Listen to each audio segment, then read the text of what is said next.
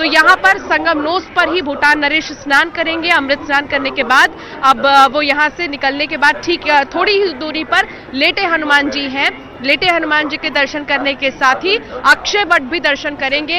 इसके बाद किला घाट से होते हुए, और अक्षय वट जो है वो अभी मौजूदा समय में कहा यह जाता है कि अकबर ने किला बनाया था एक बहुत बड़ा, उसी में अंदर स्थित है अक्षय वट। उसके दर्शन करने के ठीक बाद यहीं से निकलते हुए वापस से जाएंगे जो डिजिटल कुंभ केंद्र है उसको विजिट करने के बाद यहीं से होते हुए भूटान नरेश जाएंगे और लंच, क्योंकि उसके बाद उनका होना है, उसके बाद जो है मुख्यमंत्री योगी आदित्यनाथ भी रवाना हो जाएंगे प्रयागराज से।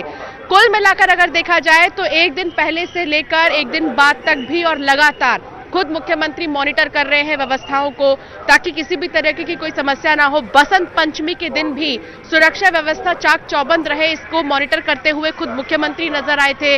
जीरो एरर के तहत पूरा मैनेजमेंट किया जा रहा है। कल प्रधानमंत्री नरेंद्र मोदी के आने का पूरा कार्यक्रम है। पीएम मोदी आएंगे 11 बजे, करीब 10 बजे के बाद बताया जा रहा है जब प्रधानमंत्री आएंगे, स्नान करेंगे, संभावित है। और कहा जा रहा है कि समय में बदलाव ऊपर नीचे हो सकता है, लेकिन तैयारियां यहां पर हर घाट में अच्छी तरीके से की गई है ताकि श्रद्धालु भी स्नान करें और कोई भी अगर पहुंच रहा है बड़ा नेता तो वो भी स्नान कर सके।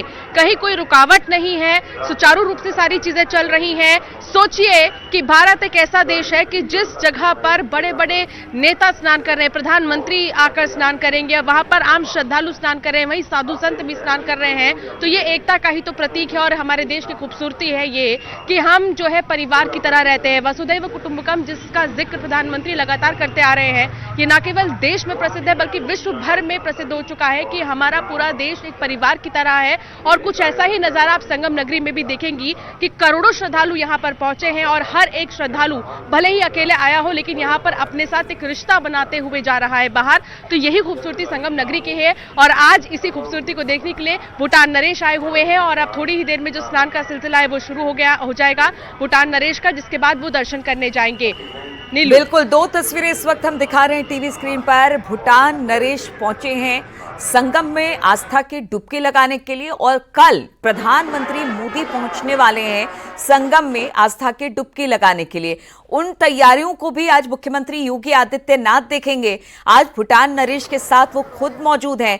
लखनऊ में कल उनका स्वागत हुआ और पूरी भव्यता के साथ उनका स्वागत किया गया। साथ ही आज मुख्यमंत्री खुद भूटान नरेश के साथ पहुंचे और देखिए अब इस वक्त भूटान नरेश को जिस क्रूज से वो आगे बढ़ रहे हैं वहां पर हमने अक्सर देखा इस तरह की तस्वीर। जब अमित शाह भी पहुंचे थे तो जो विदेशी पक्षी हैं, जो साइबेरियन बर्ड्स हैं, इस वक्त संगम स्थली में बहुत देखने को मिलते हैं। लोग उन्हें दाना खिलाते हैं। तो भूटान नरेश और मुख्यमंत्री योगी आदित्यनाथ भी आपको दिखाई दे रहे होंगे जो कि इन पक्षियों को दाना डाल रहे हैं। अब इसके बाद देखिए ये भी एक खूबसूरती है संगम में। ये जो तस्वीर आती है जब विदेशी पक्षी इस तरह से उड़ते हैं, उन्हें दाना खिलाया जाता है, लोग इसके दीदार के लिए भी पहुंचते हैं दूर दूर से। ये भी बेहद खूबसूरत नजारा होता है। अब यहां से संगम नूस की तरफ आगे बढ़ रहे हैं भूटान नरेश, साथ में मुख्यमंत्री योगी आदित्यनाथ। अंशिका, देखिए अभी साइबेरियन बर्ड्स जो कि कहते हैं कि माइग्रेट होकर कई हजारों लाखों मील दूर से पहुंचते हैं और अब उन्हें लोग दाना भी यहां पर खिलाते हैं, उनकी खूबसूरती को निहारते भी है, फोटो भी निकालते हैं। इस वक्त जो तस्वीरें हम आपको दिखा रहे हैं वो भूटान नरेश और मुख्यमंत्री योगी आदित्यनाथ की इन पक्षियों को दाना खिलाते हुए। अंशिका, देखिए अगर भूटान की बात की जाए, बुद्धिज्म वहां पर माना जाता है, उस धर्म को वहां पर फॉलो किया जाता है और भारतीय संस्कृति में बौद्ध हो, महावीर हो, सबका प्रमुख स्नान है। और यही वजह है कि आज भूटान नरेश जब यहां पर पहुंचे तो उन्होंने संगम में वो पहुंचे हैं, आस्था की वो डुबकी लगाएंगे। तो हम अगर बुद्ध और महावीर को सर्वोच्च स्थान देते हैं तो वो भी सनातन धर्म को एक बड़ा स्थान देते हुए उनकी आस्था भी इसमें है। और यही वजह है कि आज वो महाकुंभ पहुंचे हैं क्योंकि उनको भी पता है इसकी दिव्यता, भव्यता और इनके महत्व के बारे में।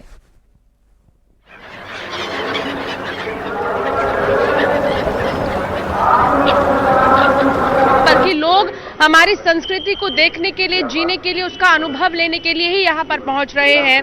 आज जिस तरीके से स्वागत किया गया भूटान नरेश का वो जिंदगी भर याद रखेंगे। मुख्यमंत्री योगी आदित्यनाथ पहुंचे, उन्होंने स्वागत किया और साथ ही जिस तरीके से हम परिवार के एक सदस्य को लेकर जाते हैं कहीं पर भी, ठीक उसी तरह एक परिवार के सदस्य के तौर पर भूटान नरेश के साथ में लगातार मुख्यमंत्री योगी आदित्यनाथ हैं। स्नान तक के लिए वो वहां पर पहुंचे हैं और साइबेरियन पक्षी जो कि आकर्षण का केंद्र बनी हुई है, दिखने में बहुत खूबसूरत, अगर आप नजदीक से उन्हें देखेंगी तो आपका मन ही नहीं करेगा कि आप यहां से जाएं, भी कुछ समय उनके साथ बिताएं, आपका ऐसा मन करेगा। क्योंकि हम भी यहाँ पर लगातार बने हुए हैं और जब हम भी गए उस तरफ संगम नोस की तरफ, अब जब हम नदी की ओर गए तो हमने देखा कि साइबेरियन पक्षी जो है वो पूरे संगम की सुंदरता को और भी ज्यादा बढ़ा रही है। ये विदेशी पक्षियां आकर्षण का केंद्र बनी हुई है। जो भी यहाँ पर पहुंच रहा है बिना दाना डाले इन पक्षियों को नहीं जा रहा है। आप जब यहाँ पर आएंगी और जो यहाँ पर श्रद्धालु भी आ रहे हैं, अनुभव ऐसा हो रहा है जैसे मानो कि नए नए रिश्ते बनाकर जा रहे हैं, भले ही वो साइबेरियन पक्षी से क्यों ना हो। और अभी भी जो तस्वीरें हमने दिखाई दर्शकों को कि दाना डालते हुए जो है नजर आ रहे हैं वीआईपीज साइबेरियन पक्षी को, और ये क्योंकि यहाँ पर लगातार दिखाई भी दे रही हैं और उड़ते हुए जब ये नजर आती है आसमान में एक अद्भुत दृश्य, अलौकिक दृश्य सा नजर आने लगता है।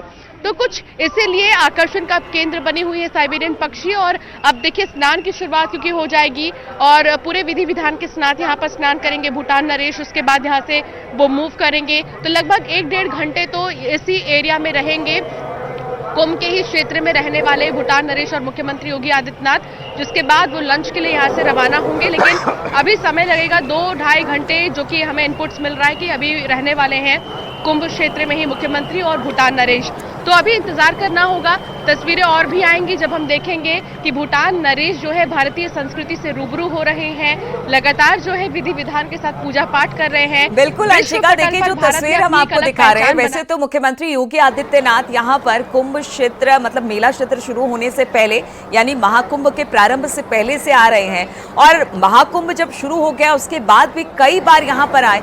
लेकिन अभी देखिए जो तस्वीरें दिखा रहे पक्षी प्रेम, मुख्यमंत्री चुटकी बजा रहे हैं, उन्हें बुला रहे हैं और ये जो पशु प्रेम है मुख्यमंत्री का हमेशा से दिखाई दिया है। गौ सेवा की बात की जाए या फिर बाकी भी बहुत चीज़ों की बात की जाए, वो अक्सर इस तरह की चीज़ों में दिखाई देते हैं जब वो पक्षियों को प्रेम करते हैं, पशुओं से प्रेम करते हुए। और वो तस्वीर हम आपको दिखा रहे हैं, अपने दर्शकों को दिखा रहे हैं कि किस तरह से अभी भी भूटान नरेश जरूर चले गए वहाँ से, लेकिन मुख्यमंत्री अभी भी वहाँ पर इन पक्षियों को निहारते हुए दिखाई दे रहे हैं।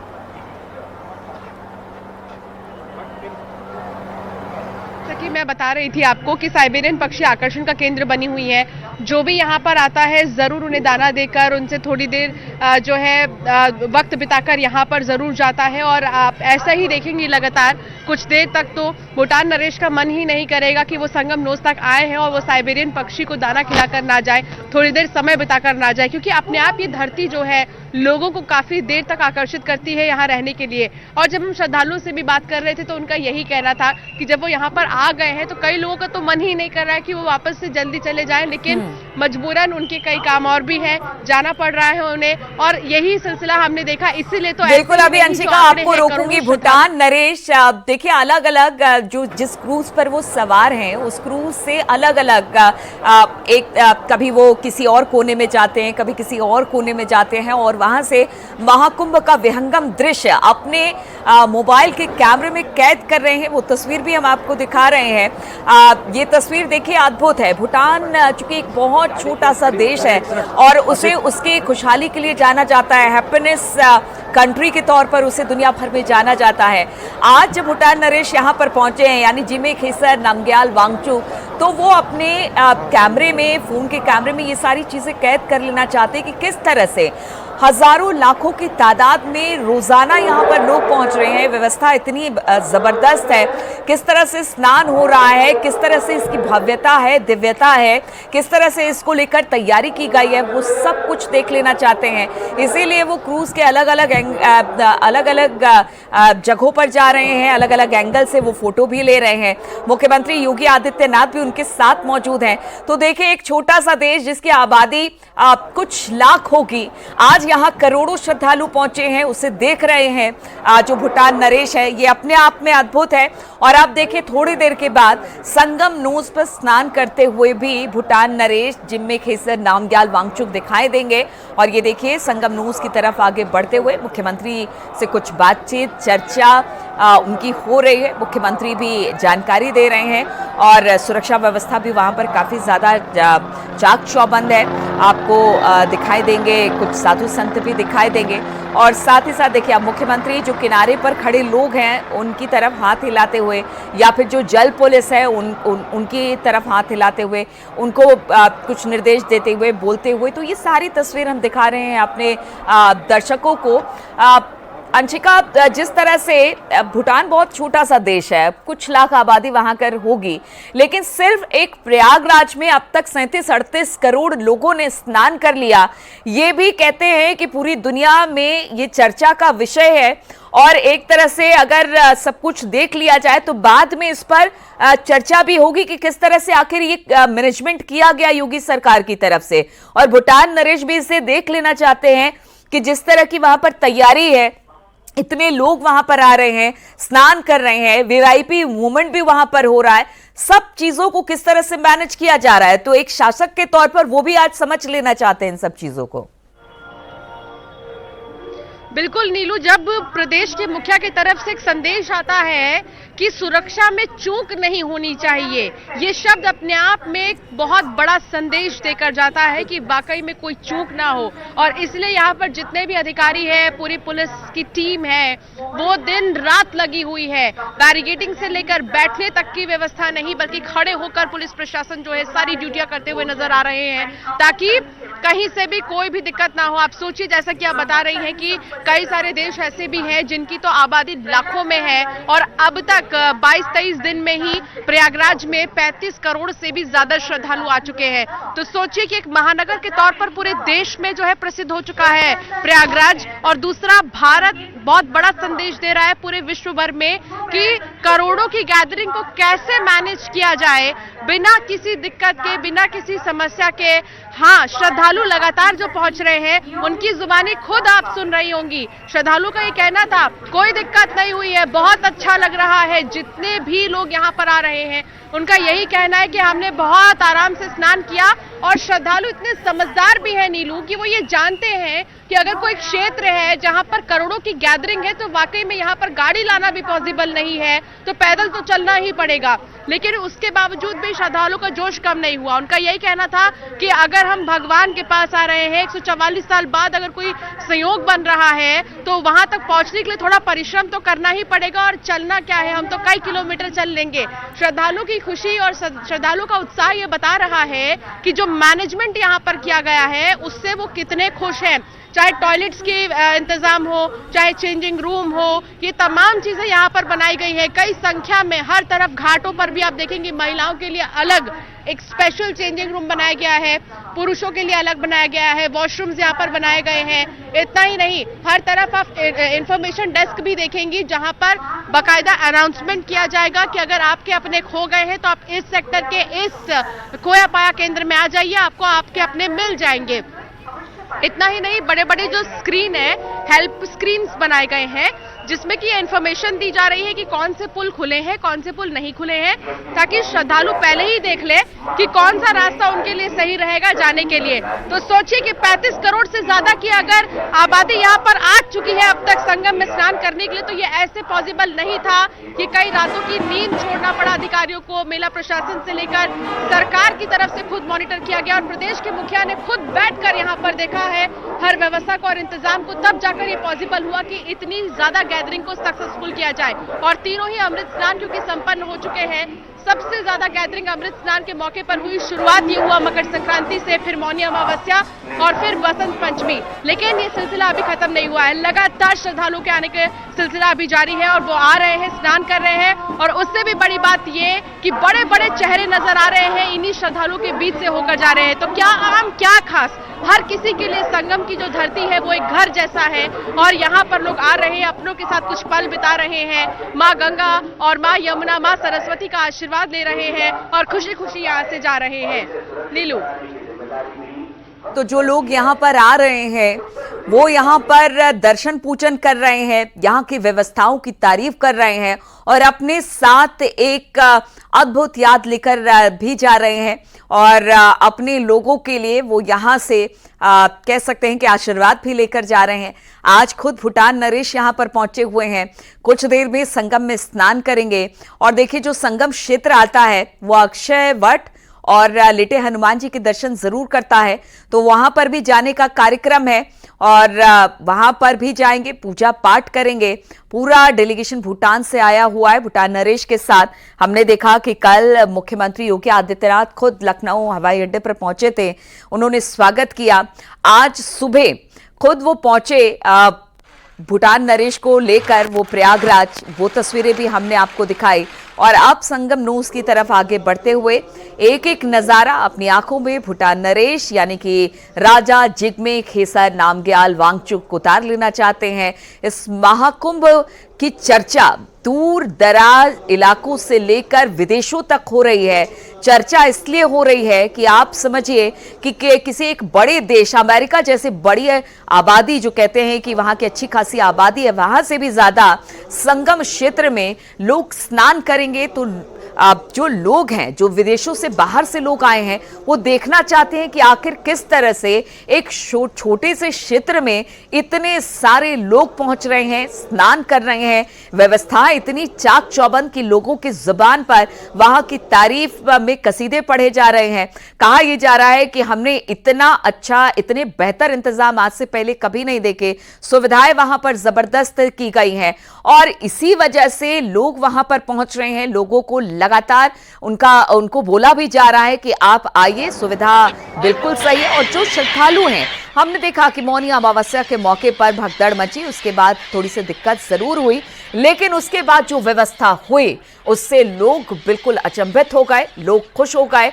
अंशिका हमारे साथ लगातार जुड़ी हुई हैं। अंशिका, जिस व्यवस्था की बात हो रही है, मतलब आप बड़े बड़े देशों की आबादी भी इतनी नहीं होती है जितना संगम तट पर पहुंचकर लोग स्नान कर रहे हैं, वहां पर रुकते हैं, वहां पर चीजों को निहारते हैं, स्नान करते हैं, अपने साथ बेहतरीन यादें लेकर जाते हैं और साथ ही ये भी नहीं करना भूलते कि जिस तरह की व्यवस्थाएं हैं उसमें चाहे मुख्यमंत्री योगी आदित्यनाथ का जो योगदान है, जो उन्होंने एक प्लानिंग बनाई अपने तमाम लोगों के साथ मिलकर, प्रधानमंत्री का आभार भी लोग जता रहे हैं। यानी व्यवस्थाओं को लेकर बहुत खुश है लोग वहां। बिल्कुल नीलू, आप ठीक कह रही है। पहली बात तो पूरे प्रयागराज और ये पूरा जो संगम क्षेत्र है इसको 4 जोन में डिवाइड किया गया है और 4 जोन में डिवाइड करने के साथ ही यहाँ के रूट्स को अलग अलग बनाया गया है कि जो जहां से आ रहा है वो वहां पर जाकर स्नान कर ले। हालांकि कुछ समय पहले तक संगम नोस तक आने के लिए श्रद्धालु ज्यादा जद्दोजहद कर रहे थे, लेकिन बाद में साधु संत महात्माओं की तरफ से, मुख्यमंत्री योगी आदित्यनाथ की तरफ से भी अपील की गई कि पूरा क्षेत्र संगम का ही है, आप कहीं पर भी आएंगे तो स्नान संगम में ही करेंगे। अब जो है श्रद्धालु समझने लगे हैं और अब वो जहां से आ रहे हैं उसी घाट के पास जा रहे हैं और स्नान कर रहे हैं। बड़ी बात तो यह है कि जो श्रद्धालु मजबूरन यहाँ पर रुक रहे हैं उनके लिए टेंट सिटीज रेडी किया गया है।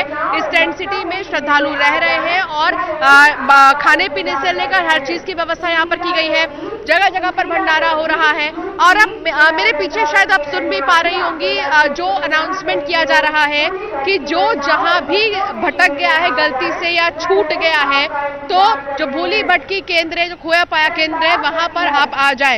लगातार अनाउंसमेंट किया जा रहा है। ये स्पीकर सिर्फ एक जगह नहीं है, पूरे क्षेत्र में इस तरह के स्पीकर्स देखेंगी, जो स्पीकर लगाए गए हैं। इन स्पीकर्स के जरिए जो है अनाउंसमेंट किया जा रहा है और बताया जा रहा है कि इस केंद्र पर, इस जगह पर आपके अपने हैं और आकर मिल लीजिए। पुलिस को आप देखिए कि बाकायदा श्रद्धालुओं के लिए इन्हें यहाँ पर तैनात किया गया है कि कोई परेशानी ना हो, उनके लिए एक अलग से जोन बनाया गया है।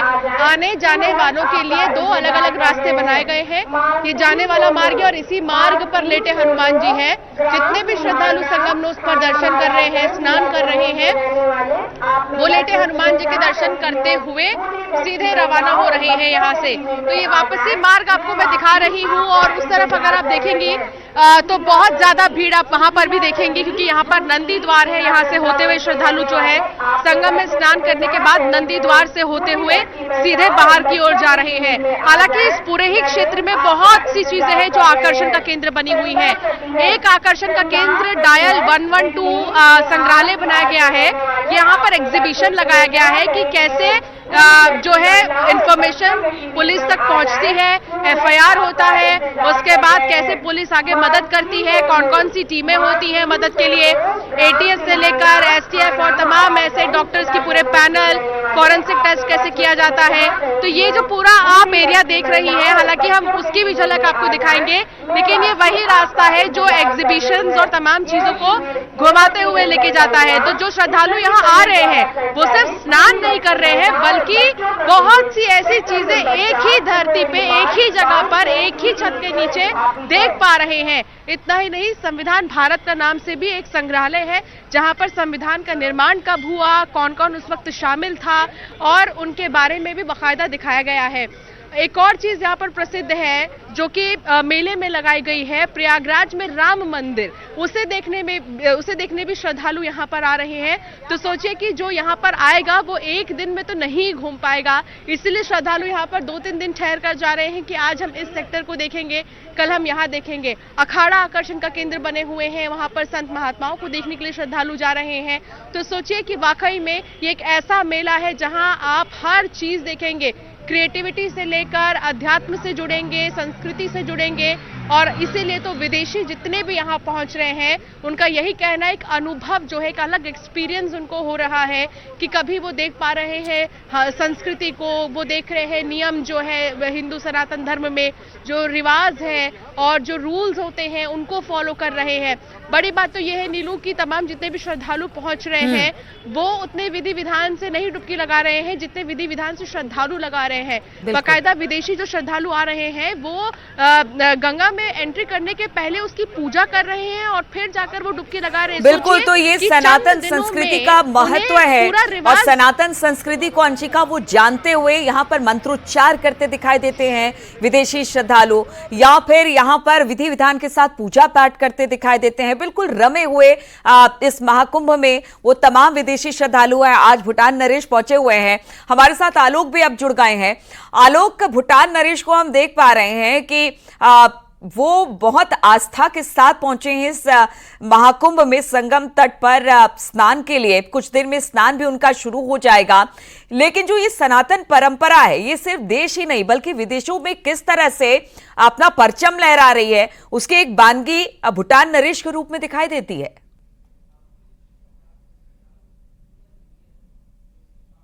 में खेसर नामग्याल वांगचुक जो है वो भारत के इस संगम तट पर पहुंचे हैं। मैं भारत इसलिए कह रहा हूं क्योंकि भारत और भूटान का संबंध आत्मीय संबंध है, सांस्कृतिक संबंध है। हमारी संस्कृति एक दूसरे से मिली हुई है। जो भूटान की संस्कृति वो भारत की संस्कृति से कहीं भी अलग नहीं है। और ये कहिए कि जो हम अच्छे पड़ोसी होने की बात करते हैं वो इसीलिए करते हैं क्योंकि भारत सभी एलाइज का बहुत ख्याल रखता है और इसीलिए भूटान नरेश यहाँ पहुंचे हुए हैं।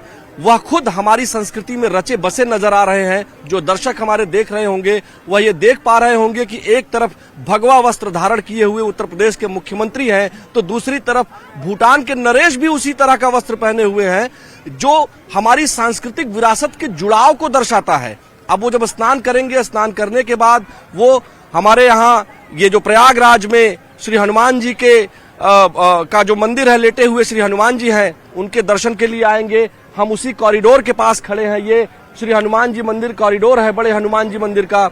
और यहाँ दर्शन करने के बाद भूटान नरेश जिग्मे भूटान नरेश जो है वो यहाँ जाएंगे। जिग्मे खेसर नामग्याल वांगचुक जो है ये यहाँ पर दर्शन पूजन करेंगे। उसके बाद वो जाएंगे अक्षयवट कॉरिडोर की तरफ। अक्षयवट कॉरिडोर के बाद तब जाकर के वो यहाँ से जो डिजिटल अनुभूति केंद्र है वहां पर जाएंगे। डिजिटल अनुभूति केंद्र भी ये बिल्कुल बगल में है। हम वीडियो जर्नलिस्ट मुनमुन सिंह से कहेंगे कि आप दिखाइए, इसमें जाएंगे, देखेंगे, जानेंगे, समझेंगे कि कैसे हमारी संस्कृति जो है वो बहुत बेहतर है और कैसे ये जो डिजिटल महाकुंभ भी कहा गया, दिव्य भव्य के साथ जो डिजिटल महाकुंभ की बात की गई वो सब कुछ यहाँ दर्शाया जाएगा। यहाँ पर ब्रह्मर्षि नारद का एक AI वर्जन है जिसमें उनसे आप बात कर सकते हैं, जो हमने लगातार अपने दर्शकों को दिखाया है, न्यूज 18 नेटवर्क ने दिखाया है। तो कुल मिलाकर ये समझिए कि जो हमारी संस्कृति है वह जो हमारे यहाँ कहा गया है कि अयम निजः परोवेति गणना लघुचेत साम उदार चरिता नाम तू वसुधैव कुटुंबकम, उसको न केवल कहती है बल्कि उसको फॉलो भी करती है। और इसीलिए जो भूटान नरेश यहाँ आए हैं उनके स्वागत के लिए पलक पावड़े बिछाए गए हैं। उनके स्वागत के लिए हमारा पूरा प्रशासन, हमारे देश की पूरी व्यवस्था उनके साथ लगी हुई है। स्वयं मुख्यमंत्री उनके स्वागत के लिए उनके साथ मौजूद हैं। और कितना सुंदर दृश्य लग रहा है जब उत्तर प्रदेश के मुख्यमंत्री भगवा वस्त्र में और भूटान नरेश भी लगभग उसी वस्त्र में है। तो ये जो हमारा रीजन है पूरा, जिसको भारत के जो पड़ोसी देश हैं, भारत उनका ख्याल कितना रखता है, इस चित्र से, इस वीडियो से जो चल रहा है स्क्रीन पर, उससे ये साफ दिखाई दे रहा है कि अपने पड़ोसियों का ख्याल भारत कितना रखता है, उनका कितना मान रखता है। ये सब कुछ हमारे दर्शक भी देख पा रहे होंगे। और जब ये चित्र देश दुनिया के पटल पर जा रहा होगा तो लोग ये समझ रहे होंगे कि सांस्कृतिक एकता, जो सांस्कृतिक जुड़ाव है, कल्चरल नेशनलिज्म जिसको कहते हैं, वो कितना महत्वपूर्ण होता है जब इस तरह के राष्ट्राध्यक्ष हमारे राष्ट्र को समर्थन देते हैं। हमारे राष्ट्र की हमारे राष्ट्र का ये जो मेला है महाकुंभ का, उसमें जब शामिल होते हैं तो भारत की एक पहचान बड़े भाई के रूप में, एक सहयोगी के रूप में भी बनती है। हमारे जो पड़ोसी देश हैं उनके साथ हमारे रिश्ते हमेशा से बेहतर रहे हैं। और ऐसे में अब जब भूटान नरेश यहाँ पर पहुंचे हैं, वो भी सनातन संस्कृति के संगम को देखना चाहते हैं। वो संगम की नगरी में पहुंचकर संगम में स्नान करना चाहते हैं, पूजा पाठ करना चाहते हैं, क्योंकि भूटान बुद्धिज्म को मानता रहा है और सनातन धर्म में बुद्धिज्म को हमेशा से सर्वोच्च स्थान दिया है। बुद्ध, महावीर सब भारत की धरती पर ही पैदा हुए और यहीं से उन्होंने एक संदेश दिया।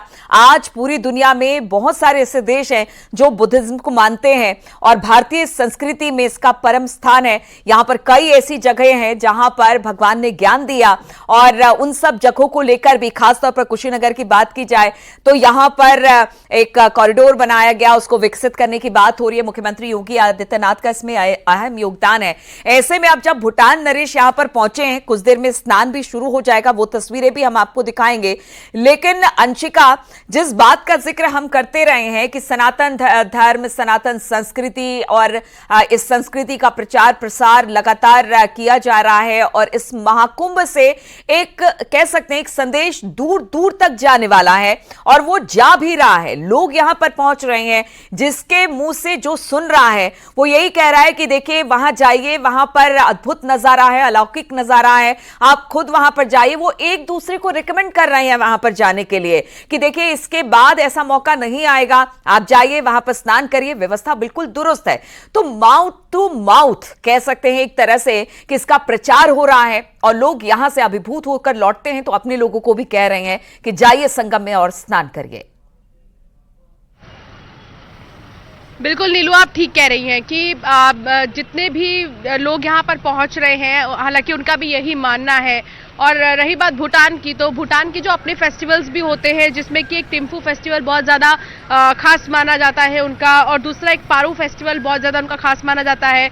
सोचिए वहाँ पर भी इतनी गैदरिंग नहीं होती है और जो लोग बाहर से भी पहुँचते हैं, किसी देश में इतनी गैदरिंग नहीं होती है एक पर्टिकुलर महीने के अंदर ही अगर हम देखें तो। लेकिन आज तो सिर्फ 23वां दिन है, 22वें-23वें दिन में ही इतनी ज़्यादा गैदरिंग हुई, 35 करोड़ से ज़्यादा श्रद्धालु यहाँ पर आए। तो अपने आप में एक बहुत बड़ा संदेश है भारत की तरफ से, जो पूरे विश्व भर में देखने को मिल रहा है कि देखिए क्या मैनेजमेंट है, कितनी गैदरिंग है और जो यहाँ की खासियत है। हालांकि आप जब आएंगे यहाँ पर तो आपको बहुत शुरुआती दौर में ही बहुत सारी चीजें नहीं देखने को मिलेंगी, लेकिन हाँ, जैसे जैसे आप चलते जाएंगे, आप स्नान करेंगे, आपको आसपास ही ऐसी कई सारी चीजें देखेंगे। आकर्षण का केंद्र ऐसे कई सारी चीजों का है जिसके बाद आपका मन करेगा कि आप यहीं पर ठहर जाएं कुछ देर और ना जाएं। और इसीलिए तो जितने भी लोग, जितने भी दर्शक हैं, जितने भी विदेशी हैं, वो जब इस तरह के वीडियोज देख रहे हैं और सोशल मीडिया, सबसे बड़ी बात तो ये है कि आज के समय में जो भी यहाँ पर पहुंच रहे हैं, सबके हाथ में मोबाइल फोन है और हर कोई यहाँ के याद को कैप्चर कर रहा है। और जब शेयर कर रहे हैं तो जो लोग घर बैठे हैं वो भी कहीं ना कहीं खींचे चले आ रहे हैं संगम नगरी में, यही देखने के लिए और इसी चीज को जीने के लिए। हालांकि सोचिए कितना अद्भुत दृश्य होता है जब साधु संत नहाते हैं, जब स्नान करते हैं वो, और ऊपर से फूलों की बारिश हो रही होती है, श्रद्धालु एक तरफ नहा रहे हैं और फूलों की बारिश हो रही है। सोचिए कौन नहीं चाहेगा इस चीज को अनुभव करना, कौन नहीं चाहेगा इस चीज को देखना। और इसीलिए यहाँ पर इतनी ज्यादा गैदरिंग हुई है। और जब देख रहे हैं दूसरे देशों के बड़े बड़े राजनेता देख रहे हैं इस चीज को, तो उनका भी मन कहीं ना कहीं संगम